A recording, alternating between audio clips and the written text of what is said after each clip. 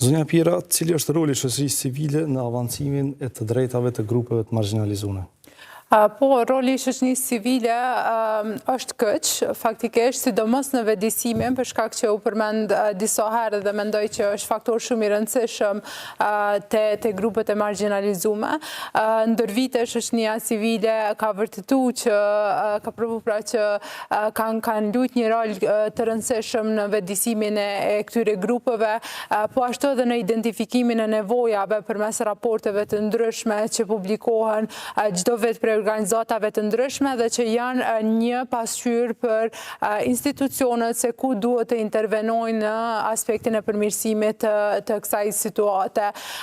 Shumë shpesh ky rol faktikisht bie pak më shumë në barrën e organizatave se të institucioneve e situata e fundit nështë na ka tregu që nuk është mirë situata me fondet, po flas me ngritjen e fondeve prej administratës SHB-ave na kanë tregu që nuk është mirë që e gjithë kjo barë mu lënë në shoqërinë civile, po duhet me u institucionalizu. Kjo për shkak që pas këtyre ngjarjeve shumë organizata kanë mbet pa fonde edhe shërbimet që i kanë ofruar për këto grupe të marginalizuara rrjedhimisht janë ndalë dhe këto grupe kanë mbet akoma në pozitë më të pafavorshme. Kështu që roli i shoqërisë civile ka qenë shumë i rëndësishëm, mirë po duhet të institucionalizohet kjo ndihmë gjithsesi. Sa i marrin parasysh institucionet publike rekomandimet e shoqërisë civile në përgjithësi, por edhe specifikisht për këto grupe? Jo mjaftueshëm, për shkak se situata na tregon që këto rekomandime nuk mirën mjaftueshëm, ndonse për shembull rrjeti për drejtat e njeriut çdo vit e publikon raportin e shoqërisë civile për drejtat e njeriut, që është një pasqyrë e situatës së drejtave të njeriut në vend. Tani më 6 vite po e publikojmë raportin dhe numri i rekomandimeve vetëm po rritet prej vitit në vit, për shkak që rekomandimet e vitit paraprak gjithmonë po transferohen në vitin pasues për shkak të mos implementimit. Vitet e fundit, më me thonë, 2 vitet e fundit po shihet një interesim pak më i madh nga institucionet sa i përket raportit, mirë po gjithsesi duhet me cek që mungon bashkëpunimi shumë shpesh. Çka është më nështë të fushatat vetëdijsuese që vetëm në periudat të caktuara ka të institucionet, për shembull kur janë 16 ditë aktivizmi, zakonisht ka aktivitete të shumta ku flitet për dhunën në familje dhe dhunën me bazë gjinore, ose kur është dita e personave me karrocë, mirë po nuk është një informim sistematik i këtyre grupeve. Çka beson shoh goxha problematike është edhe informimi i zyrtarëve shtetëror, po edhe i avokatëve, edhe i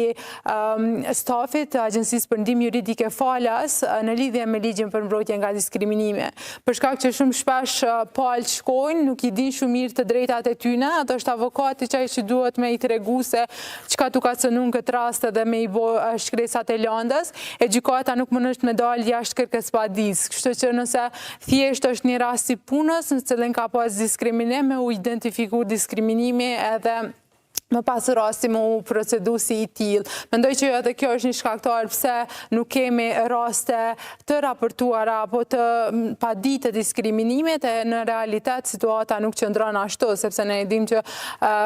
është evident diskriminimi në shoqërinë kosovare. Zotëri Qeli, si është gjendja në raport me respektimin e të drejtave gjyqësore të komuniteteve jo shumicë? Në faktu në përmenda që me qenë se pjesë e grupeve të marginalizuara konsiderohet edhe komuniteti rom, e thash që cënimet kryesore i ka qenë start, pra qenë mundësinë e parë kur ati nevojitet shkollimi, por megjithatë ka pas disa përmirësime në disa prej komunave ku kjo fal një vullneti politik ta quajmë kështu të nivelit komunal, që ka mundësu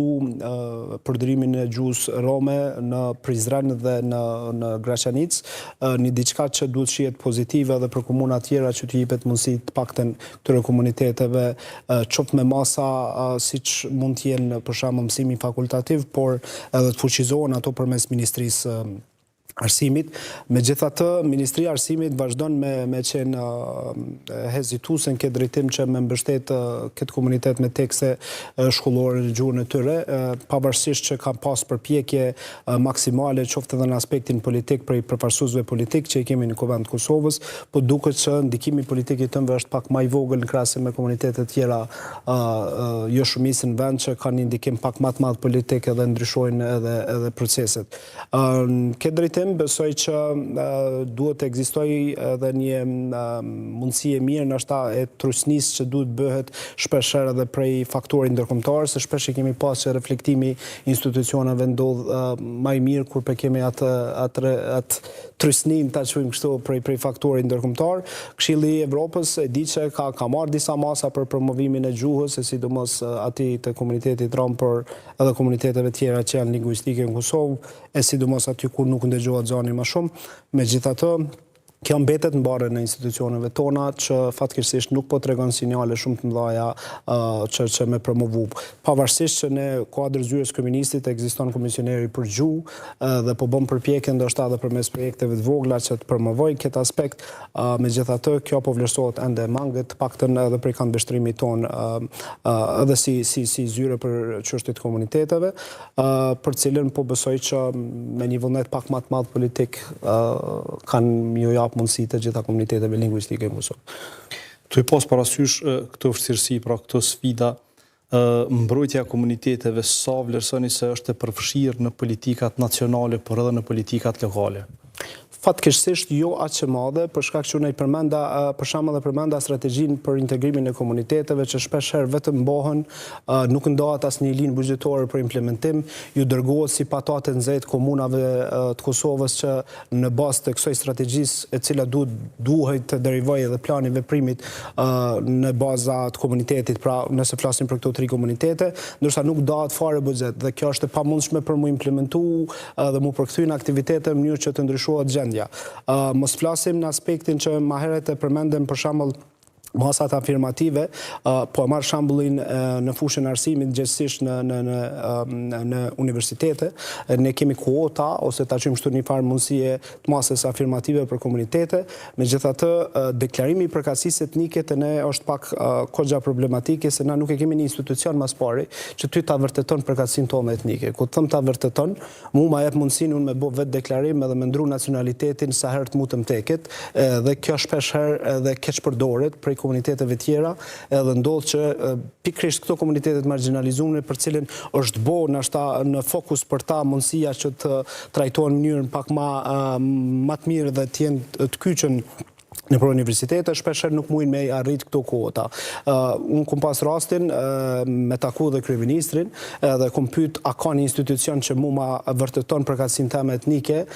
dhe mes ma keq përdor dikush po mnej atë kohë që të cilën ma ka garantu shteti. Deri me tash nuk u marr asnjë përgjigje dhe po shpresoj që kjo duhet më rregullu shpejt në mënyrë që këto kuota dhe masat afirmative në secilin aspekt ku duhet t'ju jepet një drejtë më e theksuar për këto komunitete, të jetë në atë nivelin ku përfitojnë komunitetet. Pastaj sa i përket mundësive tjera që të zhvillohet gjendja e komuniteteve, unë mendoj që edhe u përmend edhe këtu që kemi goxha mekanizma, po për cilën nuk po ka një farë monitorimit, ta quajmë kështu, se sa janë funksionale. Fatkeqësisht na e dim që e kemi edhe një ministri, unë e thash fatkeqësisht, sepse nëse Ministria për Komunitete dhe Kthim duhet jetë ndoshta adresa e parë në nivel qeveritar për të mbrojtur interesat e komuniteteve, në aspektin e punësimit, që e përmend edhe më herët, po e them me homorzi prej pastruese deri te ministri, që gjithë janë pjesëtar të komunitetit serb. Derisa kjo zyre kjo ministri nuk reflekton edhe tregon që është e gatshme me i trajtu të gjitha komunitetet në mënyrë të barabartë, pra të paktën t'ju jep hapësinë në ministrinë ku është e thirrën për çështjet e komuniteteve, mos flasim për institucione tjera që hezitojnë me pas atë vullnetin. Ne kemi pa disa lëvizje të vogla që qeveria së fundi ka marrë përmes një vendimi, ndoshta t'ju jepet mundësi komuniteteve të nënpërfaqësuara, siç janë komunitetet Roma Shkalie Egjiptian në administrat. Megjithatë, kjo ende nuk po shihet si një sinjal që po ju jepet mundësia këtyre komuniteteve, pavarësisht që sot kemi një situatë tjetër në fushën e arsimit, kemi kuadra, kemi njerëz që do të mund të japin kontributin, jo vetëm në çështjet e komuniteteve, por edhe në çështje tjera profesionale për cilën ata tashmë kanë përfunduar.